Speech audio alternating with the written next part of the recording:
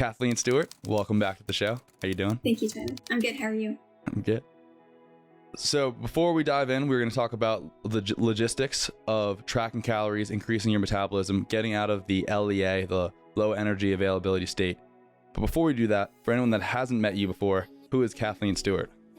So as it pertains to this topic, I was very much in an LEA. And if you go back and listen to the first episode I did with Sarah and Ashley on the Root and Resilience podcast, you can kind of hear my entire story as to what that looked like for me and how much it literally hit every single system of my body, which is very indicative of an LEA. And then, kind of a little bit of a discussion on how I got out of it. But we've also kind of been discussing that a little bit too about how I got out of it. And I think this podcast that we're doing today will discuss a little bit more of the tangible, like practical side of how to come out of an LEA, increase your metabolic rate, all of that stuff. So that's who I am.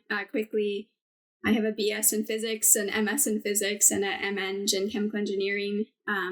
So not very specific to this, but at the same time, they were about cancer metabolism, which again, like I see cancer metabolism very much similar to how Dr. Ray Peat saw it.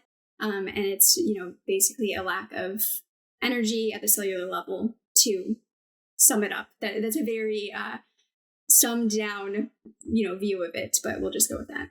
Yeah. And how does that relate to the low energy availability states? Do you think there's a huge difference between the cancer metabolism and the cancer metabolism of someone in a low energy availability state? Yeah, so I kind of see working with people and then also with myself and just kind of different populations, I kind of see two sides of the LEA. There's the metabolic syndrome side, so your type 2 diabetes, fatty liver disease, cardiovascular disease, all that stuff, that side. Cancer, I would loosely put in there as well. And then the kind of other side is more the very cachexic CFSME. So in some ways I would put like late stage or later stage cancer in the kind of CFSME side of the pendulum of the LEA state too. Because obviously as kind of cancer progresses, you very much enter an LEA stage. And if anything, I think, it's not so much like the actual cancer that's killing you. It's the, it's the loss of all muscle mass. It's the,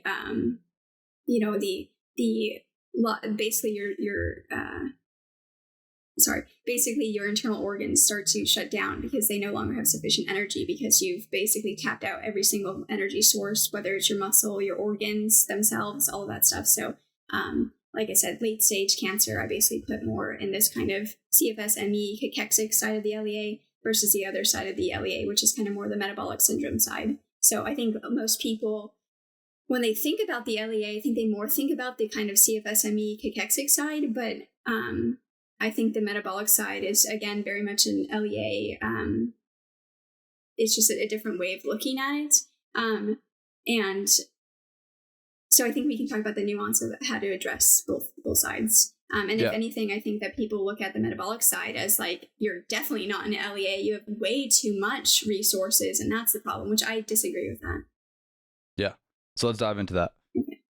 Practicals. So a lot of people are in a low energy availability state, which in a very simplified form means they're under eating, and that is eventually catching up with them.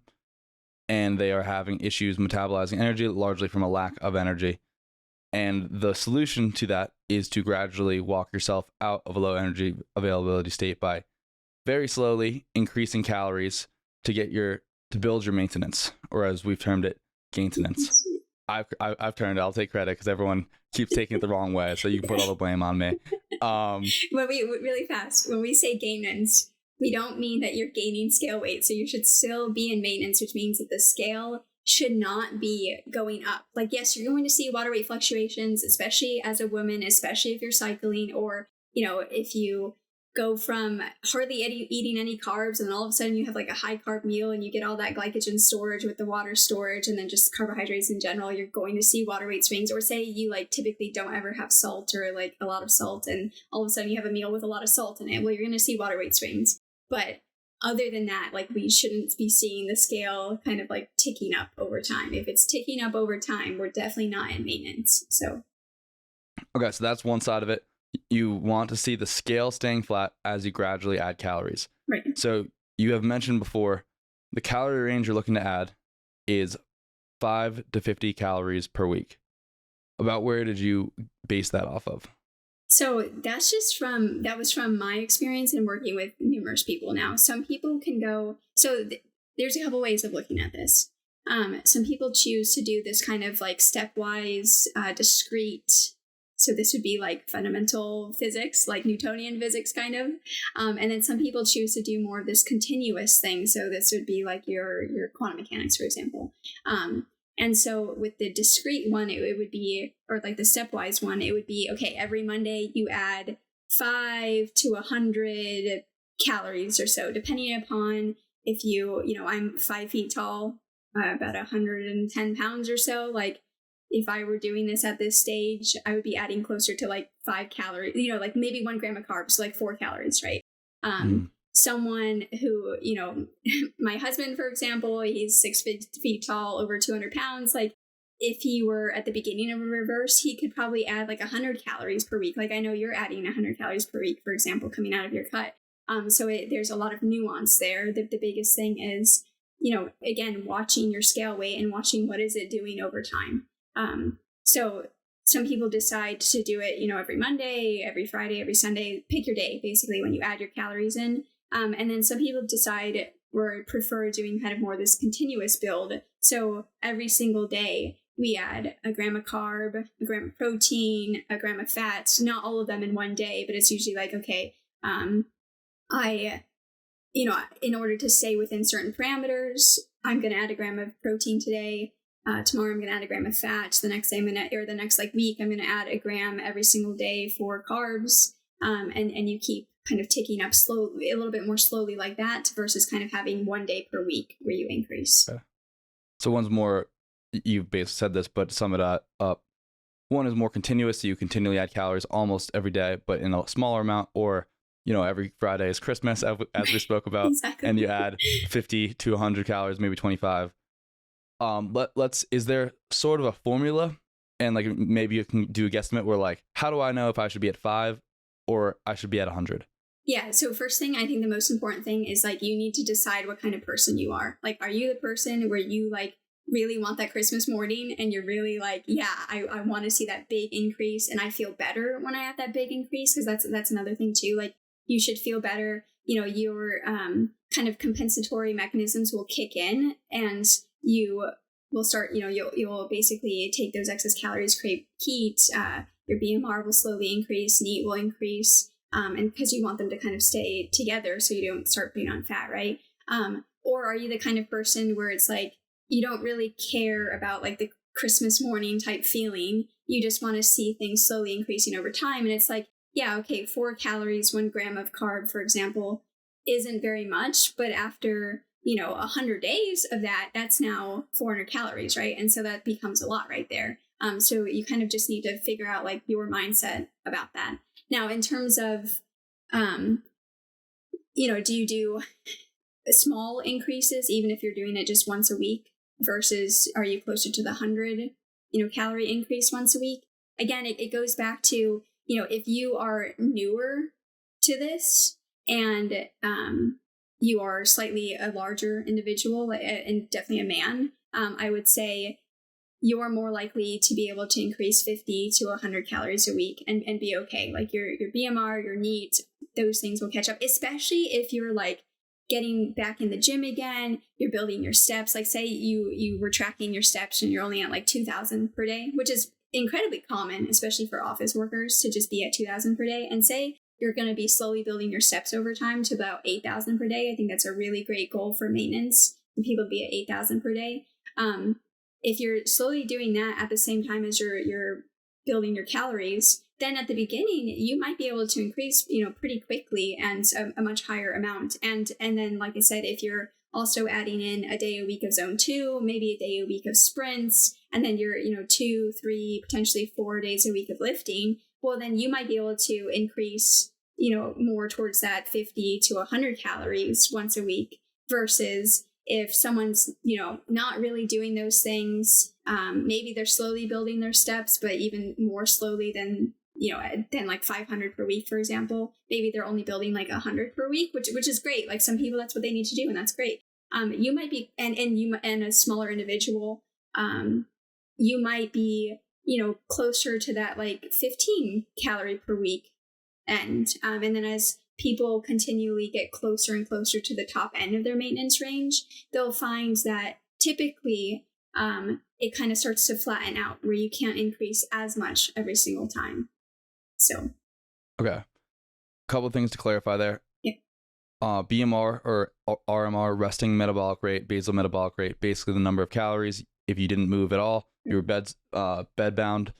How many chemical reactions occur in your body, your heart, your lungs, your liver, all that fun stuff. And then NEAT, non-exercise activity thermogenesis, all of the small things that you don't count as exercise, basically, like talking, walking. Maybe you're shaking your leg as I nervously sit on this podcast as the desk is shaking.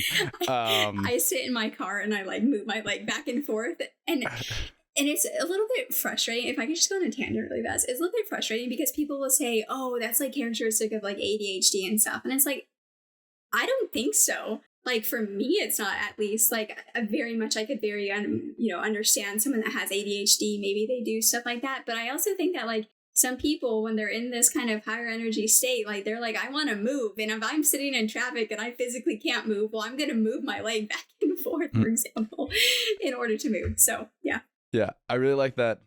This is a tangent as well. That video you sent of Lane Norton talking about the high NEAT phenotype, which basically saying that the people that are that are less prone to becoming overweight tend to just have a very high NEAT. So they're constantly moving, constantly shaking their leg, whatever it is. Right. Obese-resistant is what. Yeah, it's obese-resistant. Yeah. Thank you. Yeah. And I think phenotype is an interesting thing because usually it's referring to genetics, but really it's just referring to an outcome. Right. And what I was thinking is, maybe you disagree here, is that the phenotype probably is something that you have become much more like that as a result of increasing your metabolism, right? You are constantly moving just because you have so much abundance of energy. Yeah, I'm pretty sure in one of the MSC podcasts I talked about when I was at the Naval Academy and I was like really in an LEA. I was like really not. I was in a bad state even back then. I would come back from class every single day and I would draw the blinds and I would make it like as dark as possible in my room, and I would just like sit there and not move. I had no energy to do anything, and I had such little energy that I couldn't even handle the input of the sunlight coming in through my window. So yes, it's a very stark difference between who I was then and who I am now. That's why, like, even when it comes to a lot of the kind of, psychiatric diagnoses, and we're going to talk about this when it comes to MSc as well, because they talk a lot about, like, the psychiatry side of the MSc is one of the biggest things that people have latched onto. Like, people have written books, follow-up books about it and stuff. They've, like, kind of forgotten some of the physiological and like biochem side of it, but they just focus on the psychiatric side, which is interesting. But they talk a lot about the psychological conditions that come up, like anxiety, depression, and then also just like the can't handle the sunlight, lack of desire to move, this big lethargy, kind of like torpor state. And I was definitely in that state and am completely, obviously, like sometimes I'm sick and stuff like that. We all have our bad days, or I'm a mom. Yeah, I'm a mom. Like, I have a 14-month-old, and sometimes my sleep's not the best and stuff. And so sometimes, like, I obviously have lower days and stuff, but my lowest low, I would say, used to be my highest high. So you can definitely come way out of it. I think a good expectation is, looking at, like, if you're looking at a month, we want like 80% of those days to be good days, and good is such a nebulous thing. So you really need to define like what is good for you, and you have to be realistic too. Like, is that good possible, right? Especially with what you're doing, because again, expectations must meet reality. Like, we're just not going to look like we're getting on, the Arnold stage, for example, if we're not putting in the effort and the work and all of that stuff to get on the Arnold stage. So expectations must meet reality. But yeah, like really defining, like, what does health mean to you? What does a good day mean to you? Especially given all of your commitments, etc. And then you're shooting for, again, like 80% of the days out of your month to look like that. And then about 20%, like some will look even better and some will look, a little bit less. And I think that should be something, a standard that people should look for. Okay. So aim for LA, not Seattle. Yeah. Okay. So taking that back, a lot of people, when I tell them about this, and I don't want them to get confused based on what you were saying, because you said, oh, add some zone 2, add some lifting, add some step count. We're increasing your basal metabolic rate, right? The amount of chemicals the amount of chemical reactions that are occurring in your organs, the amount of energy that your body is able to produce. Right. Now, those might give you some more leeway to have the energy to go lift and to do zone 2 and to get more steps. But when we're talking about getting out of the low energy availability state, it's not driven from exercising and moving more, correct? Right. Yeah, I do think I'm a big fan of the idea of G-Flex and eat more, move more, and all that stuff. But if anything, a lot of people need to eat more first, or kind of switch up the foods that they are eating, because again, we're kind of looking at two sides of the pendulum. So like the CFS-ME side, a lot of them, it's more so they need to like eat more, but then the kind of more metabolic syndrome side, or like the overweight side, it's more so looking at, you know, what they're eating. Are they getting the RDAs in order to get, you know, the acetyl-CoAs, etc., through the citric acid cycle? And actually use those carbon chains to make energy, to make ATP, CO2, water. And so, you know, making sure you're hitting all of the RDAs averaged across the week. And again, I think it's very important to get them with food versus supplementation. I'm not anti-supplementation. I think supplementation can be incredibly helpful, but always on the backbone of food, and always for like a specific purpose, always if you're getting an objective benefit from it. Now people will say, well, I'm the CFS-ME side and I'm overweight. And so in that case, like it needs to come together. But all cases, like I think a focus on micronutrients is vitally important, right? But in both cases, and even in the metabolic side, I do think that a lot of people on the metabolic side also, once they start getting those carbon chains through and stuff, they also need to start slowly increasing their calories. Or we need to stop this kind of under eating all day and then overeating at night, or we undereat for a couple of days and then we like, you know, overeat for a couple of days and we're just like in this undereat overeat cycle. So there's multiple like levels of looking at this, I think, which is the important thing. So you can be in a pseudo low energy availability state throughout the day, and those are your undereat all day and then overeat at night. And then people are like, oh, I can't go to sleep, I have all this energy at night, why can't I go to sleep? And it's like, or like I have, you know, digestive issues or sleep issues at night. And it's like, yeah, because you just gave your body a bunch of energy right before you're trying to go to sleep. And now your body is like, okay. And my brain is like, okay, I'm ready to do stuff now. I got energy. Let's go. Where it's like, you know, if we have defined meals throughout the day, you have, you know, sufficient energy to do things throughout the day. And then same thing with like, you could be, you know, under eating all week and then overeating on the weekend. And then, you know, a lot of people will say, oh, my, you know, work is horrible. I feel horrible at work. Like, I hate my coworkers. I don't have the like energy to deal with these people, you know, all of the like inter-office politics and drama and all of that stuff. And it's like, well, again, like, are you under eating during the week?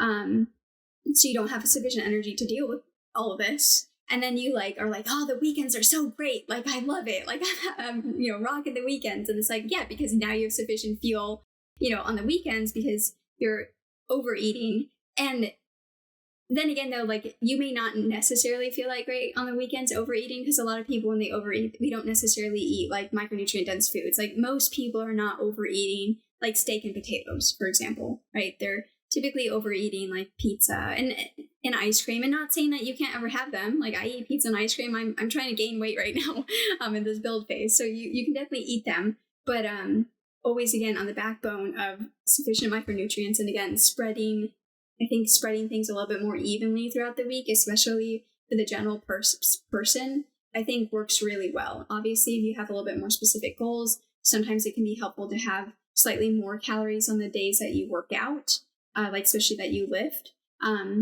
and, you know, potentially slightly less on the days that you're just resting. But I don't think most people need to get to that point. I think like the general population, like if we're just kind of eating similar things with a little bit of variance, based off of intuition, satiety, hunger, cravings, etc., I think that works for most people. If we take a step back, before you start to increase calories, you need to eat consistently. Mm-hmm. Would you say, like, and what is consistent? Within 5 calories, within 200 calories, within 1,000 calories? Yeah, so again, expectation meeting reality. If you want to know your true maintenance, like, you you've got to literally log everything that's going in your mouth. And that can be a little bit difficult, right? Especially as parents, because a lot of times we're like, oh, they have a little bit of food left on their plate. I don't want to like put that away, or I don't want to go to waste. And so we just eat it. But like, you need to account for all that. And it's hard too, because like people don't even realize they're doing this. It's very, very similar to like, people on the roadway and motorcycles. Like a lot of people, their brain doesn't even register that there's a motorcycle right there. But like they've done studies where they've had people, like track their meals throughout their day, and like even nutritionists, so like people that are supposed to know about this, and they're supposed to know that people do this, they are still off when it comes to tracking. But at the same time, that doesn't mean don't track, because over time, those errors wash out. So if you're tracking consistently, you're kind of eating similar foods throughout the day, in the same structure, etc. Over time, all that error washes out. So you should still track, even if there is error, because again, the error will wash out if you're doing it over and over and over again. Because it's like, sure, maybe you're like 500 calories off, but if you're 500 calories off every single day, it doesn't matter. This is your baseline, so then you can go from there. So yes, it is important to get a baseline. I think for men and non-cycling women, about a week is about, week to 2 weeks is kind of all you need to kind of figure out your maintenance calories of just tracking every single day and then tracking your weight every single day. And then you average, so you basically average those calories. They should be about the same though, right? Because we should be eating about the same every day. And then you average okay. Sorry to interrupt. When you are trying to figure out your maintenance, is it a good idea to not set any calories? Like just see what you're eating before you try and fit it into any box? Yeah, I think most people at the beginning, they should just track whatever they're eating and then track their weight every single day and see, are you in a surplus? Are you at maintenance, or are you under eating? And the hard thing about that though, is that like the moment people start tracking, it's like, even if it's just them looking at it, it's like, oh, someone's looking at me. And so we change our habits. And so it's incredibly hard to get people to not change their habits. But if possible, try to not change your habits. Eat like you normally eat. And then kind of get a good baseline of, okay, this is where I am. Again, it can take a week for men and non-cycling women, or about 2 weeks for cycling women, to kind of get a really good, solid baseline. But I think 2 weeks is like a good timeline for that. Okay. And when we get those 2 weeks in, what are we looking at for macros ideally? Yeah, so a lot of people, okay, I'll just start with a couple of caveats. A lot of people, because of the state they're in, especially being in an LEA or having like MCAS issues, sulfur issues, ammonia issues, all this stuff, like they're limited in the types and amount of food that they can eat. And I acknowledge that. And so for those people, I really want you to just focus on building the foods that you tolerate up to the threshold that you tolerate them, and just slowly building from there. And over time, you should find that your system becomes more robust, that you can start to introduce more foods, diverse foods. But when you do that, you need to treat yourself as if you're someone who has an allergy to that food. And what do allergists have you do? They have you introduce very small amounts, like we're talking less than 1/8 of a teaspoon, like very small amounts, and you slowly build up over time. You get your system used to it, and then you're there. And then, once you're kind of coming out of the LEA and you're in a much better state, then at that point, you can start to look at these targets and stuff. So I just wanted to say that to this group of people, because I was there. I was in a 3 foods. Like, I understand how hard it is. So just, be patient with yourself, be patient with the process, and slowly build. Once you're at the point where your kind of system is more robust, you can start to move macros around, calories around, and or you're this kind of other group of people that doesn't necessarily have issues with the kind of foods that they're eating, etc. Then at that point, I think, there's always going to be individual variance, but I have found working with many people, and again, I acknowledge I could potentially have a self-selection bias, all of these things, but working with multiple people, I have found that first aiming for 0.8 grams of fat per kilogram of body weight to be incredibly helpful. So that's dividing your body weight by 2.2 to get it in kilograms, and then multiplying by 0.8. So for me, that's around 169 grams of fat a day. Does that sound? No, wait. No, Divided by 2.2. Yeah. Sorry. Yeah. About 65 grams of fat a day. I knew there was a 65. Yeah. So I know people are like, oh my goodness, that's not a lot of fat, especially a lot of people coming from carnivore and keto. But I continually find that is like a really great spot for many, many people. And, that doesn't necessarily mean that you have to get there. Like, say you're starting to work down and say you find that you feel best at 0.9 grams. That's great. I want you to stick with the 0.9. I just find, though, in general, that people are way overeating fat. And I disagree with this idea that as long as it's saturated, it doesn't matter. I disagree with that for multiple reasons. But yeah, so 0.8 grams of fat per kilogram of body weight. The next one, so protein, this is always like a hot topic. I find that people tend to do well with 1.6 to 1.8 grams of protein per kilogram of body weight. Which again, so that's between 0.82. That's about a 0.82, right? Yeah. Yeah. So 0.82 grams per pound. Yeah. And again, like, I understand a lot of people think that's way low protein, especially with what so many people are talking about nowadays and stuff. But, in terms of like stomach acid issues, peristalsis and sphincter issues, ammonia issues, sulfite, histamine, etc. issues, like, I just find that people tend to do better around that amount, assuming they're eating enough carbohydrates, right?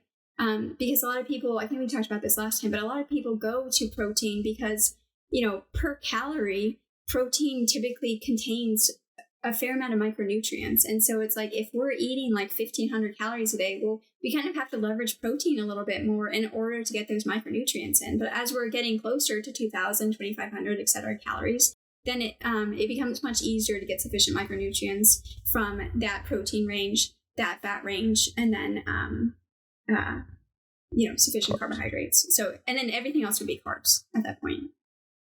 Do you have a range for that? So protein and fat, do you have a high end where you're like, I think this is about where you want to be maximally for protein, and a low end, same for fat as well? Yeah. So that's kind of like starting out when we're starting to increase, like I said, once you're getting like past 2,500, past 3,000 for men, 3,500 for men, then it becomes more about percentages because like for example, when you are continually increasing carbs have protein in them. And so like you could blow through your protein amount just by eating carbs and not eating actual like animal protein, like complete proteins, for example. So in that case, it becomes more about percentages. And so with percentages, I tend to find with protein, kind of, it depends on the person, but kind of around like the 17 to 22% of calories coming from protein seems to be about a good place for people. Again, though, there's always going to be individual variance. And then in terms of fat, anywhere from 15 to maybe 22% seems to be a good place. And then again, the rest carbohydrates. So, okay. Yeah. I don't really Lots have of carbs. Yeah, I don't really have like a top end when it comes to carbs, unless like, if you're someone that you're finding, okay, I need a little bit more fat now, or like say you're getting really high up in in calories and with carbs, and it's like, oh, I'm starting to get some like GI issues and stuff from too many carbs, and it's like I need a little bit more fat with them. Then it's like, okay, yeah, we're going to start to increase the fat and not increase the carbohydrates as much. So, but with that too, like that can kind of come back to this idea of like a threshold effect type thing. So like, a lot of people, especially in the repeat sphere, are trying to just eat the carbohydrates in terms of like fruit and fruit juices and sugar and honey. And all that is great, right? But at a point, it does seem like, even if you don't really have like a FODMAP issue or like an issue with fruit and stuff, it does seem like at a point, people start to develop issues where they're like consuming too many fruits, juices, etc. And so it's like, okay, we kind of need starch to come in, or, kind of maple syrup, kind of your higher glucose to fructose foods to come in order to make sure that we're getting enough carbohydrates, but also not having like digestive issues. Yeah. So much easier to eat lots of calories in starches than carbs. Like I could eat a cup of rice easily. Right. And that's like my calories go quickly when I eat whole cup of rice. Right. But, drinking 8 glasses of orange juice I wouldn't be able to make it through this podcast without going to the bathroom multiple times. Yeah, exactly. Yeah. So underlying all of these things we've discussed is the scale. Yes. You need to be maintaining your weight as you're gradually increasing your calories, you're building up your maintenance. And so this is even more complex for women because their cycles vary so much. How should we look at the scale in this? How should we view the scale? Because, I went up a pound yesterday. I had some really salty food maybe. When do I decide to not increase calories that week or halt the increasing of calories?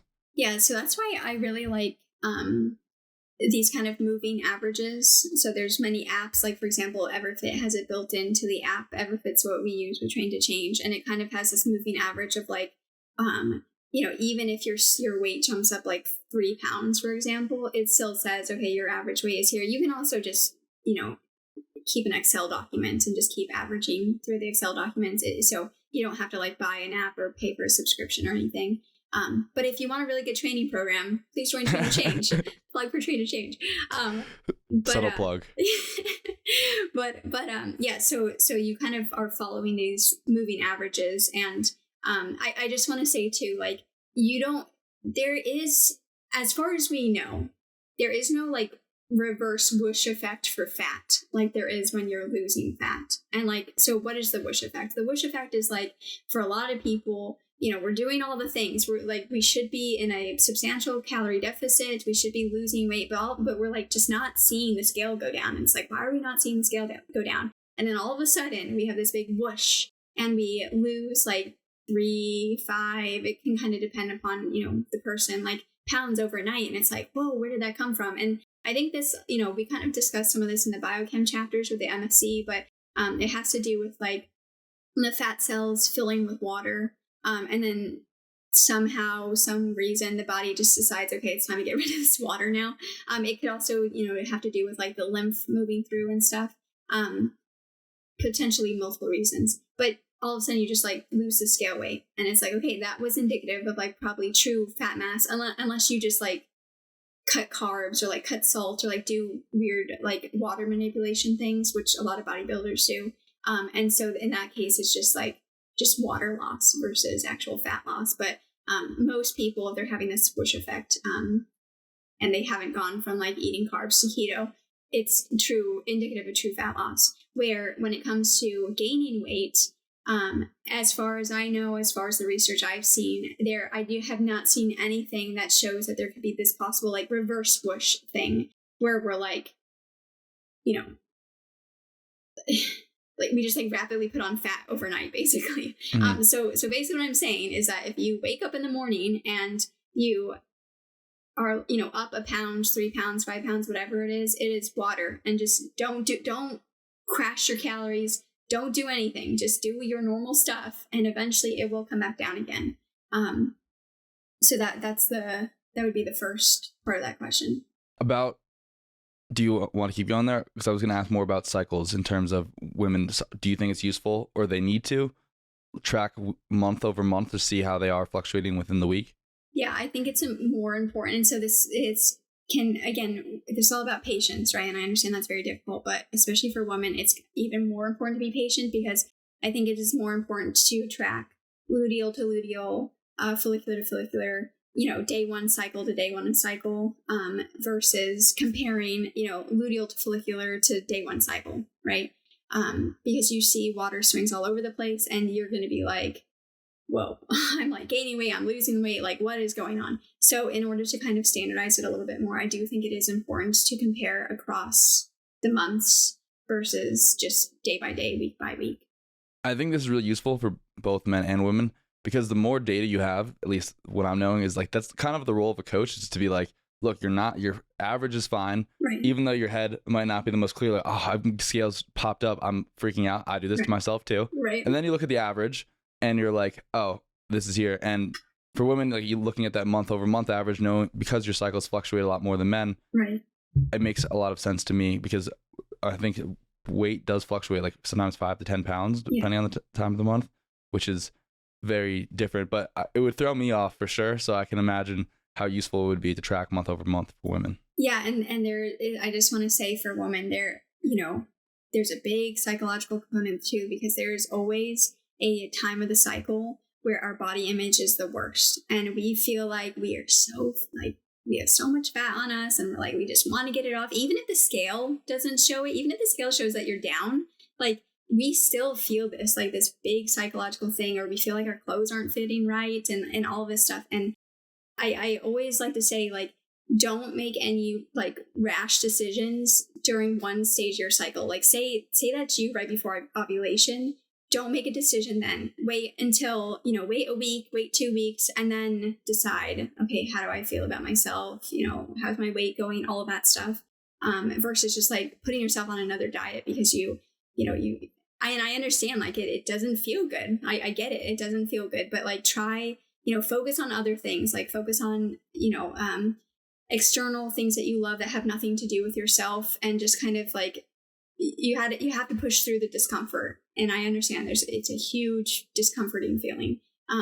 But you got to focus on externals that are not about your body at that point. And I very much understand how easier said than done that is, but it is very important that you have something else that you're holding on to, whether it's a project, painting, fishing, like whatever you love to do, like do those things during that time and try to get out of your headspace and,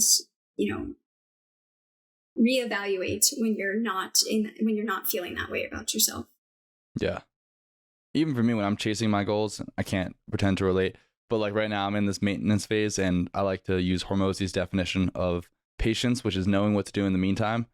And sometimes I'm just like, like I look small, I gotta bulk.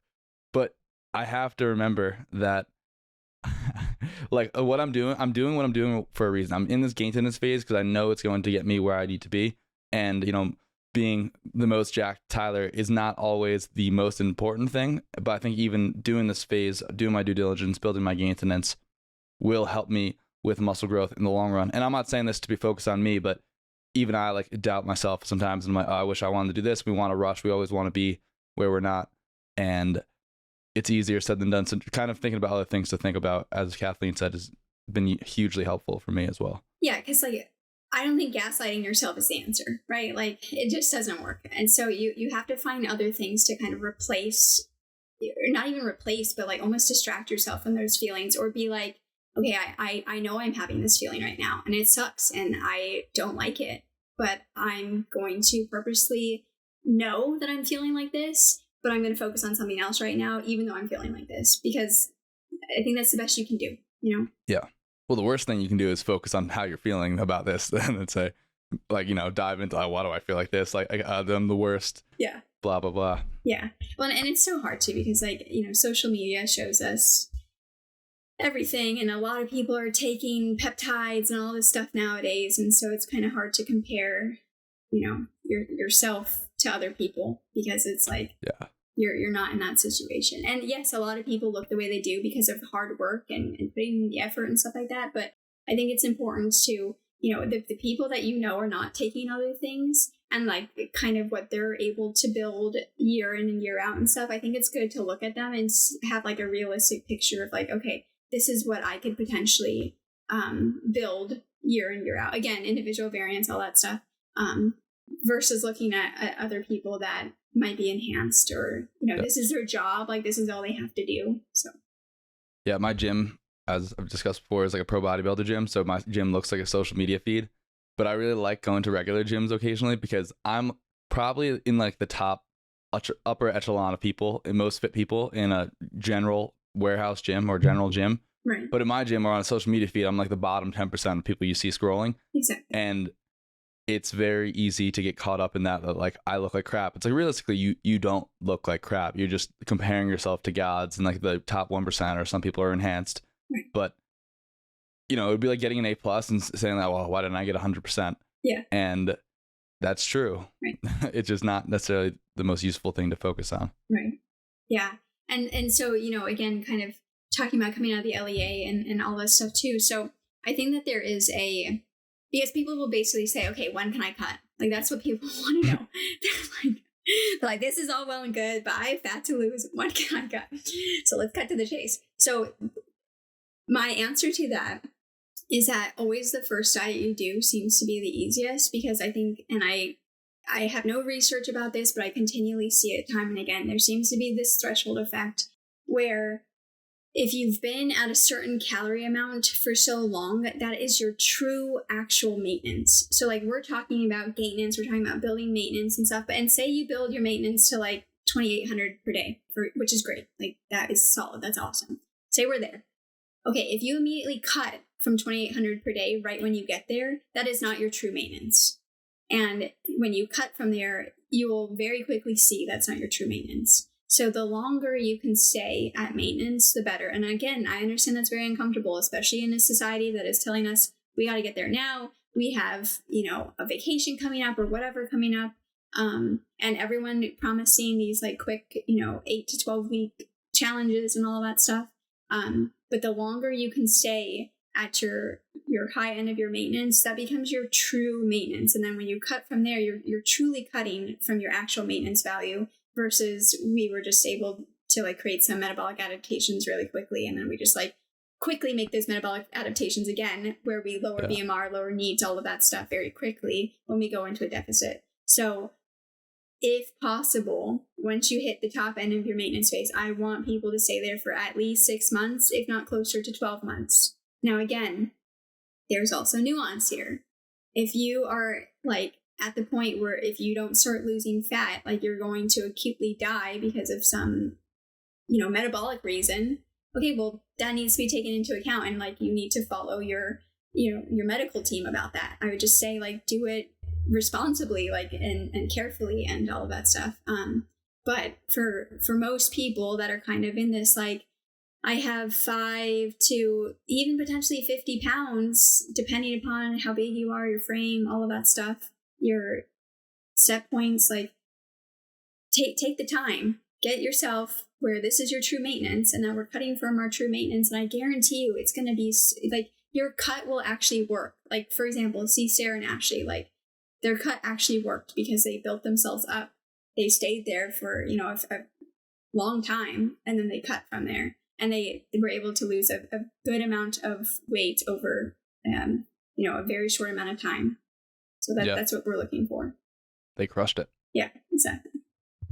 So what about for the people that are like, I don't want to track calories, I don't want to track the scale weight? Is there any hope? Yeah, one second. I do think we've been talking about this. I do think that there's a way to kind of overcome this threshold effect a little bit faster by going into a very slow build phase. And what does that mean? That means like you are purposely trying to put on like 3 pounds and you're lifting and all of this stuff at the same time. So like we're kind of like mostly out of the LEA at this point, at least the like CFSME side of the LEA. But you're like lifting, like hopefully most of that 3 pounds that you put on over about 16 weeks is like muscle. And then you go into maintenance, you refine your maintenance, you stay at maintenance for like a month, maybe 3 months, and then you cut from there. I think you can kind of boost your threshold a little bit more quickly doing it that way.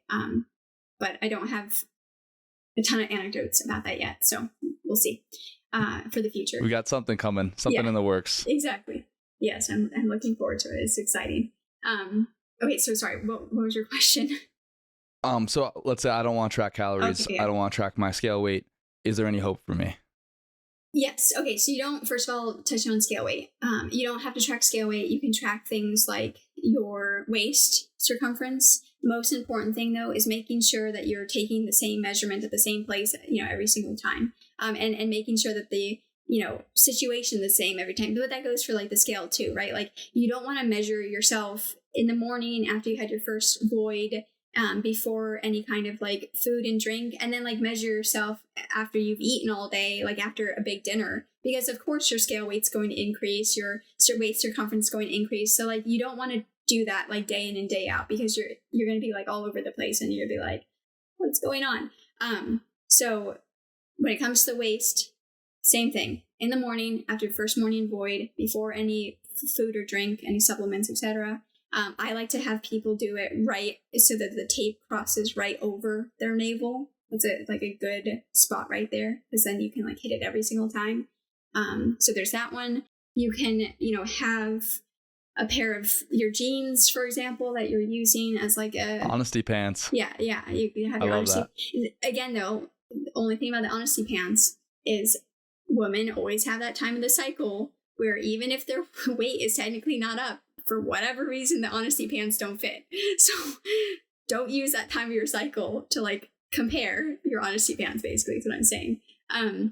Yeah, honesty pants, you know, you could do other measurements too if you wanted, like calf and, you know, bicep, like whatever. So those are the big ones that I would say.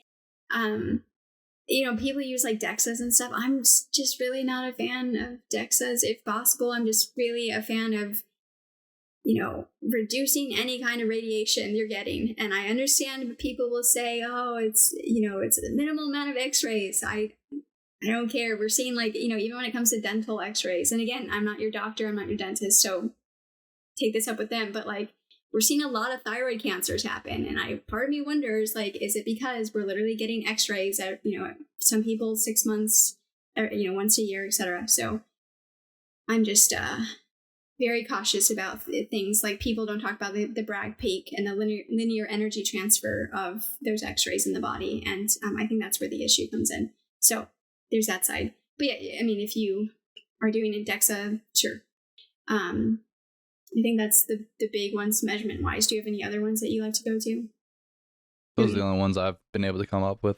Yeah, and then in terms of food, so if you don't want to track calories, okay, so there's a couple of things. First of all, there's like, as AI and whatever we think about AI, I understand, but like there's more and more apps coming out that you take a picture of the food and like the AI, whatever, is able to figure out about what's in there. And then it'll tell you the calories and macros based off of that. And again, there's a bunch of error, but that's okay as long as you're doing it the same thing every single day. The error washes out, so it doesn't matter. And so you can use those things, or you can use the plate or the fist method, the hand method. So like the plate method would be, okay, you know, we start with like whatever size plate, and like a third of it is protein. A third of it is like vegetables if you eat them, and then like half of it is fruit and starch, and then maybe you have like a little bit of dairy or something. And you have 3 of these a day, and then slowly over time you basically build the diameter of the plate, so you get bigger and bigger plates, still keeping, you know, kind of those ratios. And then very slowly over time you build that, and you would build it at like breakfast, stay there for a week or 2. Then increase at lunch, stay there for a week or 2, increase at dinner, stay there for a week or 2. So there's that way. There's also the fist method where it's like, okay, I have my fist amount of protein, fist amount of vegetables, and then like, you know, a fist amount of fruit and like a fist amount of starch. And then you build, you know, using like your fingertips and stuff to like slowly build over time how much you're eating until you like, okay, now I'm having 2 fists of starch. And so there's definitely many ways you can go about building. I just think, you know, if you learn the art of tracking, like, yes, it does take a little bit of effort at the beginning. Yes, it's not really fun to like carry, you know, scales around and stuff, but even with like scales and like going out and stuff, like the thing that I usually recommend is like Chronometer has a pretty solid database. Like just choose what seems to be like matching the food that you're eating. Like say you have like a sushi roll or something, like try to find what matches the most. And then choose 1.5 servings.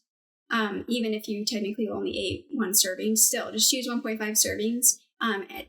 Again, to kind of help wash out some error and do that. So, you know, I think like you can become really good at tracking pretty quickly. And like once you've done it for 6 months to a year, you start to see like, okay, this is what, you know, you get a really good idea, especially if you're like paying attention and you're like not just like unconsciously tracking, if you're like paying attention to like what I'm eating, which you need to do anyways, because we want to start to identify like satiety and hunger cues and stuff, because eventually over time, like, you know, when you're in maintenance, you want to get to the point where you can kind of move away from tracking, even doing the plate method or the hand method, when you're just kind of like maintaining, you know, within a weight range, for example, where you're like, okay, as long as I'm within this weight range, I'm good. If I start to come out of this weight range, I need to like tighten things back up again. I need to start tracking again, all of that stuff.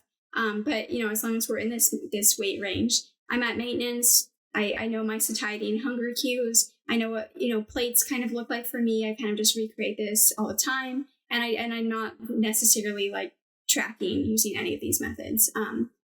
In a way, you kind of still are, because you've built this all in your head, or wherever our consciousness is, right? But it's just not as like number specific, basically. So, and I think that is important, because again, like, you're going to go through phases of life where it's like you just don't have the time to right now. You're a new mom, or like you're in the clutch of starting a new business or something, and so you kind of have to take those life factors into account. But in order to get to that point, we have to track first. Build the skill. Yeah. So getting into some practicals of tracking, or tracticals. That was horrible. You said that. You're a mom. You're cooking for an entire family. What are you doing or if someone cooks for you, how are you tracking this food? And are you tracking what degree do we need to track to? The amount of butter that goes in the pan. Oh my God, I cooked rice. All the water is coming out now. Yeah. Now the measurement is changing for how I weigh out the rice. Like even for me, I usually guesstimate in terms of like, all right, this is about half of what I put in, so it should be about half of what I'm taking out. What are some insights there that you have? Yeah, so again, I think the biggest thing is the more refined a goal you have, the more specific you need to be. The more refined a goal you have, the more specific you need to be. Sorry, there's like blueberry pieces in here, and I just like choked on one. So given that, like, if we're kind of just in this maintenance phase, or say we're in a build phase and we can be a little bit more loose when it comes to our calories, well, then we can be a little bit more loose when it comes to tracking. If we are in a conscious 6 to 8 week fat loss phase, and we are purposely we're putting ourselves in an LEA and we're purposely trying to lose fat, well, I think you need to be on point, like real on point. And what does real on point mean? Like, I think 90+% of your meals need to be made at home. You need to be weighing everything. And, in terms of like, if you're going off of the uncooked weight versus the cooked weight, that stuff doesn't really matter as long as you are consistent. If you typically weigh cooked, then keep weighing cooked and have that be how you track your macros. If you typically weigh uncooked, then keep doing that and have that be how you track your macros. I personally like to weigh cooked because I like to batch cook if possible. And so, I'll batch cook a protein, a starch, a fruits, like stew some fruits, and a veg. And then you like put them together and make your plate off of that. And then it's much easier to just be like, okay, I put the plate on the scale, put my protein on, put my starch on, and as I'm going, I'm just like putting it in Chronometer really fast, or it's like already there and I just put the weights in. And then it's easy. So I really like batch cooking for that reason, and having kind of like separate items that come together. And if you want a sauce and stuff, that's fine. Just like weigh out the sauce and put it on top. I find that's, especially as a busy mom, I find that works really well for me. When I'm not in a fat loss phase and I have more freedom and more time, then you can make like dishes in Chronometer where you like put everything in, and you create this. I think they call it a meal, right? Is it a recipe or the meals? Yeah, recipe. So you can make a recipe, and then you just like weigh out, how much from this recipe. And again, there's going to be some error there, because like maybe you get one less meatball, for example, but like over time you're eating the same thing, it's going to wash out. So you can do those things. But I really like batch cooking and just having the individual parts come together versus kind of having more of like a one pot type thing. That just works better for me and my time and schedule. What about for, let's say you're cooking for me and I'm still trying to track, how would you recommend approaching that? Yeah. So again, in that case, I would go to Chronometer, find the thing that looks as close to it as possible, and choose a 1.5 serving size. So like look at what is the serving size, and you kind of get like a good idea of like, okay, this is about a cup of food or whatever. And then you're like, okay, I took a cup of this, and then when you track it though, track it as 1.5. Because that will help to account for like the piece of butter and all that other stuff. So I think that it's important. Like, health is not just biochemistry, so it's not just food and supplements. Health is also the social psychological piece of it, And sometimes it is important for us to go and have dinner with friends or have dinner out and, maybe eat some food that maybe we find not as optimal for ourselves. But it is optimal because of the state that we're in and stuff.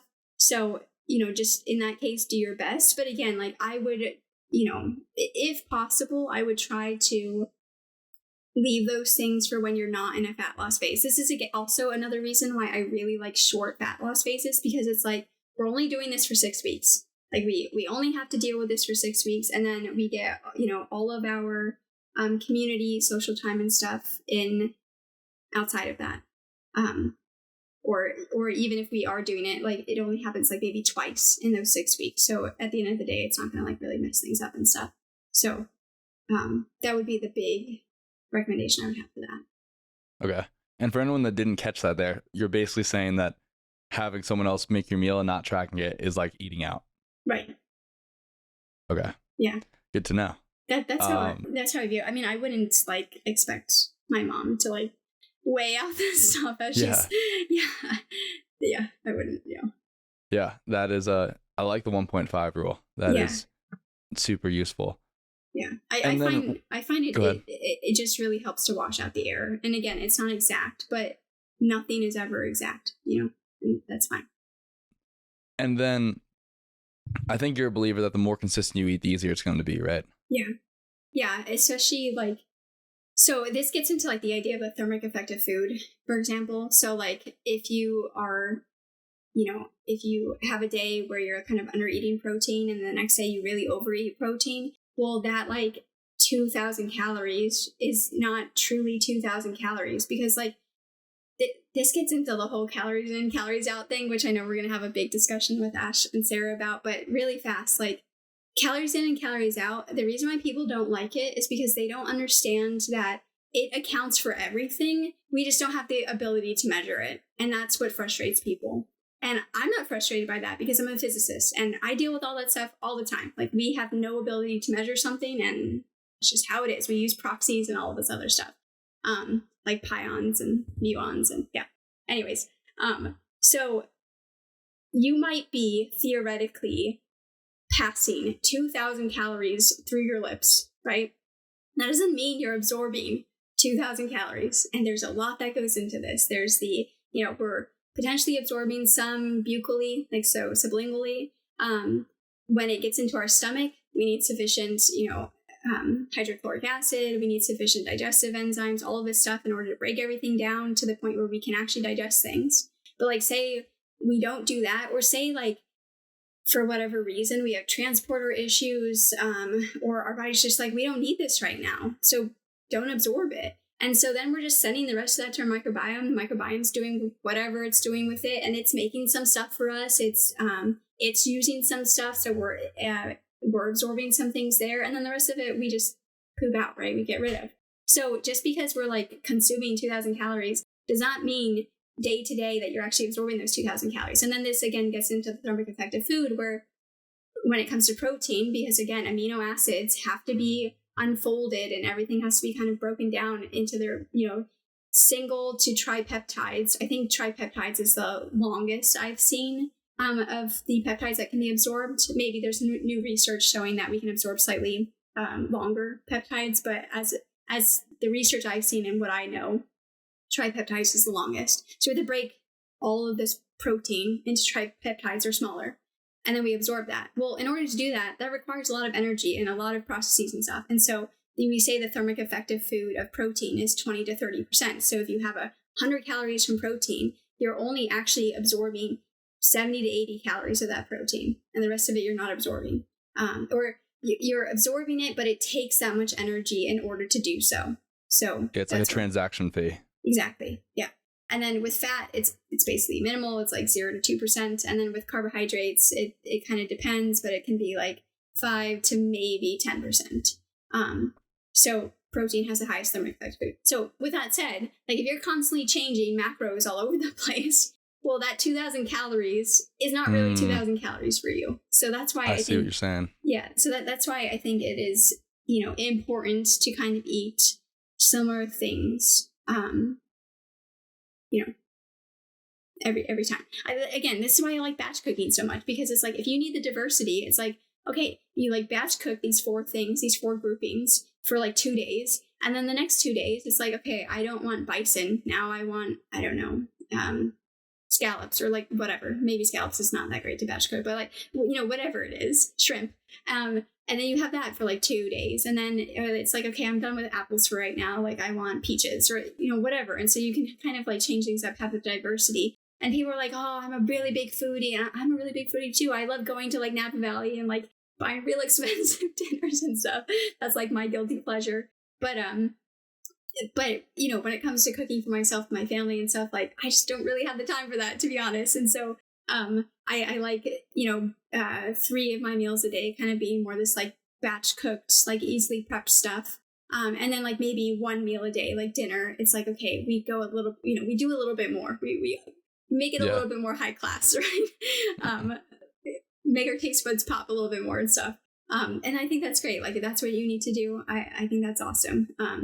But again, if you're doing that day in and day out, the error washes out. And so just be consistent, try to be as much, consistent as possible with whatever you're doing. And I think that seems to work really well. And, people are all about like, oh, we have like all this diversity of foods and stuff, and we need all this diversity. And I don't necessarily really agree with that. Like, I feel like for me, I have the robustness that I can handle a lot of different kinds of foods and stuff.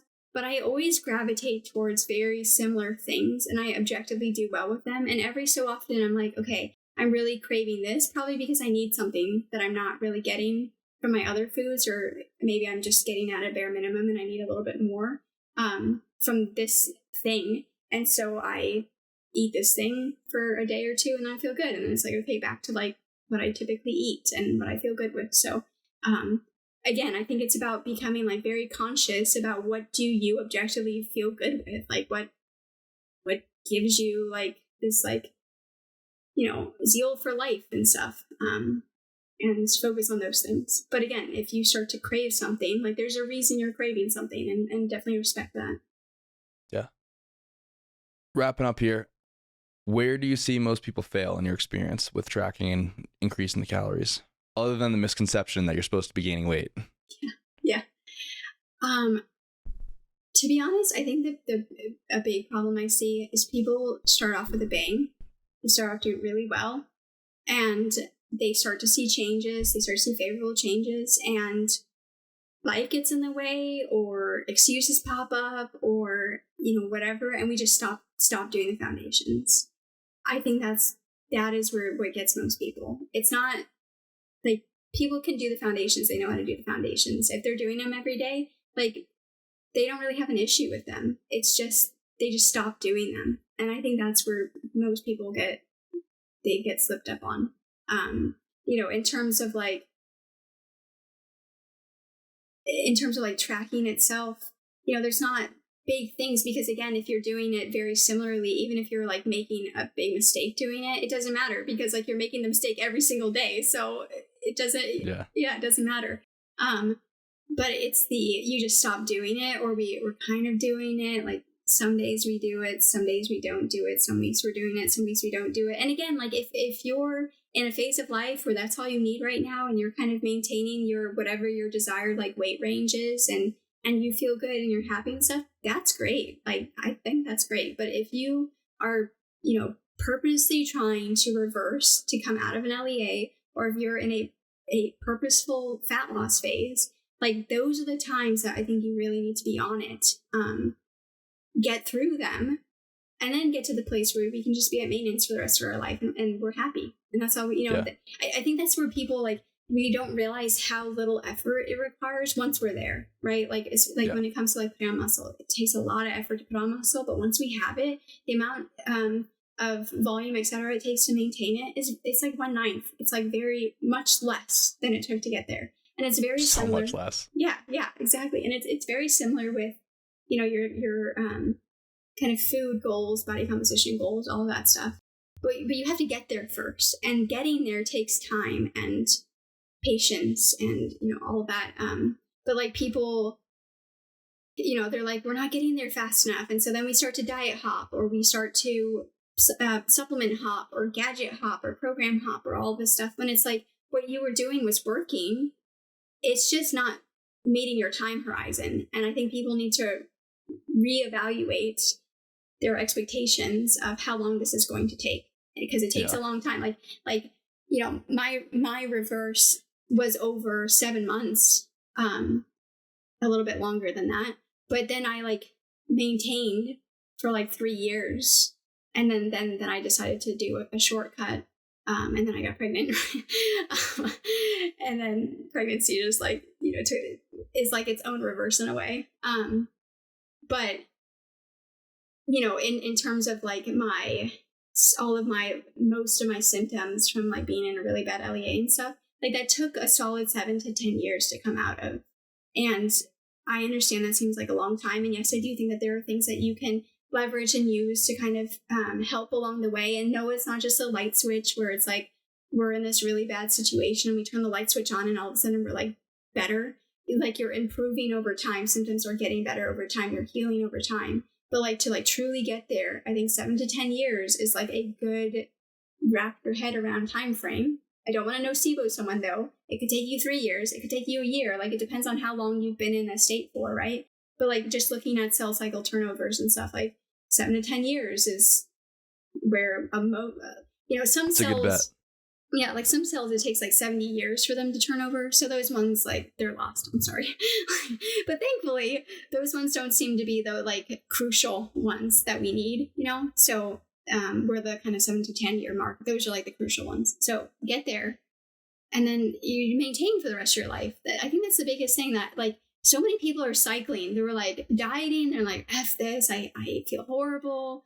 I'm just going to go out with my friends and enjoy my life on the weekend. And then it's like on Sunday night, it's like, oh, I feel horrible, you know, about my body image and stuff. And I want to go on a diet on Monday. And we just keep doing this cycle instead of just being like, no, I'm going to set myself up. I'm going to take the time. It's going to take about a year or so. I'm going to take the time. I'm going to go into a conscious cut for like 6 to 8 weeks, like real short amount of time. I'm going to reverse out of that cut and then maintain. And maybe I have to do it again, depending upon, you know, how much weight I lost the first time and how much weight I have to lose and stuff. But once or twice, like that's nothing compared to this just constant, you know, we're in a diet or a cut, we're not in a cut, we're in a cut, like all over the place. So yeah. I also really like to add on to that. I really like the perspective that everything is a skill deficiency. Like you're learning the skills of tracking, and the reason people can maintain the volume on so much less is also probably because they got really good at lifting for a very long time. So they can do a lot with that one set, whereas someone that's new to lifting can't do so much. And it's a very useless perspective to say, oh, well, Keith doesn't have to do that. Right. And that'd be like looking at like the lineman who just weighs 350 pounds. It's like, he never had to like practice blocking. It's like, well, do you look like him? Like you are clearly having this issue. There's no point in complaining about it and saying like he didn't have to do that. Yeah, I think having children is a very good education in this, because what do children do? They're like learning how to crawl, and then they're trying to stand up and start to walk around, and they're falling down, but like they keep getting up and they keep practicing and they keep doing it. And it's hard at first. The first time you learn how to squat, it's difficult. You're like, what is going on? This doesn't feel right. Or the first time you learn to do anything, the first time you learn to write, the first time you learn to read, the first time you learn to ride a bike, the first time you learn to paint. It's like, it's all very difficult. But you have to get through those first times. Like you said, develop the skill. Once you have that skill, it becomes so much easier. And like the skill of tracking, like, you know, once you kind of figure it out and you figure out how to use Chronometer or like whatever tracking app you're using, it becomes very easy. It just becomes like innate. It's like, okay, I'm just going to put this in really fast. So yeah, I'm curious though, what do you see as like the big hang-ups when it comes to tracking? So I think the biggest thing that I've seen, and I eat very, very consistently day to day. So I have a different dinner, but my lunch and breakfast are the same. And then I'll weigh out everything and just put it in grams.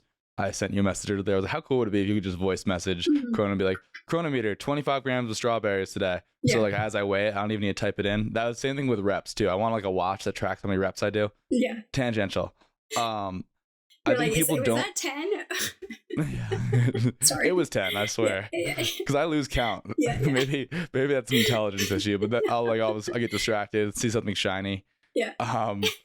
But so People don't. I think getting the hang of it is really tough. Like once you get the hang of it, it's not that bad. But you need to plan ahead. Like if I'm going to eat something, like let's say the other week we all made pizzas as a house. Pizza's not too bad because it's like pretty high carb. But I guess if you're gonna have a ton of fat in your pizza and you're gonna have pepperoni and bacon and whatever, or you know you're gonna go and eat out and you're gonna go eat a less than ideal meal, you like kind of looking at it in advance saying, okay, this is what I can eat. I think the worst thing that you can do, and this is very counterintuitive, is like eat the food and then try and log. Yes. Don't backlog. Right. I agree completely. And if you know that you're going to have dinner, know that that dinner is probably going to be fat heavy. So just, I don't like the idea where people will say, okay, well, I'm going out to eat tonight, so I'm just not going to eat all day and then I'm just going to eat whatever I want in the restaurant. I don't personally like that idea. Like, I think it is important that what you eat at the restaurant, you still try to make look like your regular meals, even if that means you're taking half of it home. That's perfectly, like, I mean, I guess some people don't necessarily do that great with leftovers because of histamine and other issues, but if you do okay with leftovers, like, take half of it home and have it for breakfast or lunch or whatever tomorrow, so that you kind of make it look about the same sizes, same proportions of what you typically eat. And then, yes, it's probably going to be slightly higher in fat because of how they cook it. But that just means like shave a couple grams of fat off of like your breakfast and lunch, for example, and then eat dinner. Versus I would not fast all day and then just go crazy eating dinner, because typically then that's when we like really go crazy, where we're like, okay, I haven't eaten all day. I'm really hungry. I'm just going to eat, whatever. And then that's what, it just bites you in the butt because you're like, you're on it all week, and then all of a sudden you're just like way off of it. And that way off of it, people don't realize like that will pull you out of a calorie deficit if you're in a deficit, or it'll put you in a huge surplus if you're at maintenance, and then you're gaining weight, and that's not what we want. So I think you can be strategic, like you said, look ahead, see about how many calories this is it give you the macro breakdown if possible, if not just kind of guesstimate, and then modify your other meals in accordance with that. Yeah. And I think planning is just so huge, because like you need to have some foresight. You can't just be like reactive, especially when you're getting to start. Like you can't just grab a piece of steak and then eat it and be, I think it was about 8 ounces. Mm-hmm. Like you really have no idea. You really need to be proactive. And the other thing I would add on to that, and this isn't really winning or losing or failing in this, but I grew up in a household where it was very much a no-no to waste food. And I still do not like to waste food. Yeah. But what I have come to realize recently is that there is a cost to the food you eat. So if you only have X amount of calories and someone hands you a burnt ass brownie, you do not have to eat it. Like maybe you just, oh, this is really good. like because there is you can't just, I need some ice cream because that brownie like didn't hit the spot. It was horrible. But like, that's just not how it works. So there is a cost to calories, right? Like even though it might not be physical, even though it's a shame to waste food, right. Recognize that if something isn't good, if you are not enjoying it, and it's going to make you want something else later, like you can't just do that. Right. It's very much akin to the person that's like, okay, I'm really craving a brownie, but instead of eating the brownie, I'm going to eat, carrots and celery sticks and broccoli. Okay, that didn't hit the spot. Okay, now I'm going to have like a piece of chicken. Okay, that didn't hit the spot. Now I'm going to have an apple. Okay, that didn't hit the spot. Okay, I'm just going to have the brownie. It's like you might as well just have like taken a couple bites of the brownie and like being very present, enjoy it, savor it, eat, identify like, is this from an emotional standpoint? And if it is, like maybe we address that, but still we're going to have a couple bites of the brownie versus I ate all this other food beforehand and then I just eat the entire brownie because I'm just like exhausted and frustrated with myself at this point. Where it's like, maybe if I just had, 1 or 2 bites of the brownie at the beginning, I would have met whatever I was looking for from it. And then I could just move on, wrap up the brownie and have a little bit tomorrow, yeah. But there's always like many different kinds of people. Some people, especially like in a cut phase, they do better if they have a little bit of their favorite things, like ice cream at night, for example, every day. Other people, they cannot be around any of it, or they just go off the deep end. And my goal with people is to be the first person. And I typically find that you're more likely to be able to be the first person if you're truly out of an LEA before you go into a cut. So when I was first tracking, this was years ago, I was trying to cut very stupidly because didn't have any muscle in the first place, probably already in an LEA. But I remember just like anytime I would go over my calories by 25, 50, I would just go eat a chip which was like 800 calories, which is not a good practice. But recently I was more the second, and I was in this cutting phase, and the entire cut I didn't have any ice cream in my house. But when I went home, there was ice cream, and I would go and I would have one spoonful, and I would just slowly bring it up to my mouth and savor every last speck of flavor in that scoop of ice cream, and it was so good. I loved it, and that kept me, that's all I needed. I knew, because I knew it's not like, again, there is cost, right? And don't need to go and eat the whole tub of ice cream. That got me through, whereas I just needed it. Right. And you knew that you could have it tomorrow, and that was great. Yeah, I think the big thing what you said too is we all mess up. Like, whether we had a hard day at work or we're just stressed out from, being a mom all day long. Like, I understand you're going to mess up. I'm giving you permission to mess up, because some people need permission. Don't let that mess up turn into like IDGAF, right? Like, recenter yourself, take some calming breaths, and get right back on. Don't just say, okay, I'm done, I'm just gonna go off the deep end for a week or whatever. No, like, you mess up one meal, that happens, I'm not gonna judge myself, I'm moving on. The next meal I'm gonna be right back on again. And again, I also don't recommend like slashing calories. If you do that, don't do that, because then you're gonna be in this like weird undereat overeat cycle thing. Don't do that. Just like get right back on it and move forward. One day, one meal, it's not gonna destroy everything, especially in the context of everything. But like, have grace for yourself, be proud of yourself. Like, it's a lot. Like, life is a lot, right? I understand that. So don't let that one meal or that one bad day get you down. Just move on. Act like, again, don't gaslight yourself. Like, try to like figure out why it happened, but move on and get right back on. Yeah. And then last question here real quick. Is there an end point for like a reference range as to where you want someone to get to in terms of their high end of calories? Yeah, so I think a really good range is 43 to 48 calories per kilogram of body weight. But if you can go higher than that, I personally want you to go higher than that, assuming you want to, right? Like, I got to the point where I was eating 2,800 calories a day, and I was like, I'm done. Like, I could keep increasing, but I don't want to increase. I'm just tired of eating. Like, I have enough. But if you're not at that point and you're like, yeah, I can still continue to increase, my weight is staying stable, measurements are looking good, I'm feeling good, all of that stuff, digestion is solid, then I'd say keep going. But I think a really solid range to shoot for is that kind of 43 to 48 calories. Okay. That's 4,150 for me. I just checked, so I'm gonna try to get to 4,500. We'll see how I actually feel at 4,150, but we'll see. Yeah, and again, I don't think that's like the end all be all. But I think that is like, that to me is like a normal range. Like that to me is not like I think most people should be there. Yeah. Yeah. And then if you go above that, I think that's amazing. Even that video you sent of the British strongman dude, It was like they were eating, this is 4 times as much calories as the average person. I think he was eating like 16,000 calories. Yeah. So they're saying the average person's eating 4,000 calories a day. I was like, that is like, it would be 6 times the amount of average person's eating today. Yeah. Literally, the RDA is based on a 2,000 calorie diet. I know, it's so weird, because I think that was back in like the 1980s, based off of from that video, maybe the 1970s. I still am still looking for, when did we go from like 3,000 being the standard to 2,000 being the standard? I can't find anything about that. So if someone knows, like, please, reach out to Tyler and myself and, let us know, because I can't find anything. Yeah.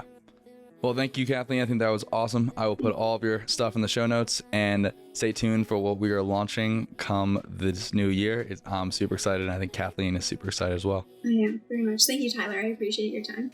No problem. Thank you. Till next time, guys. Be good.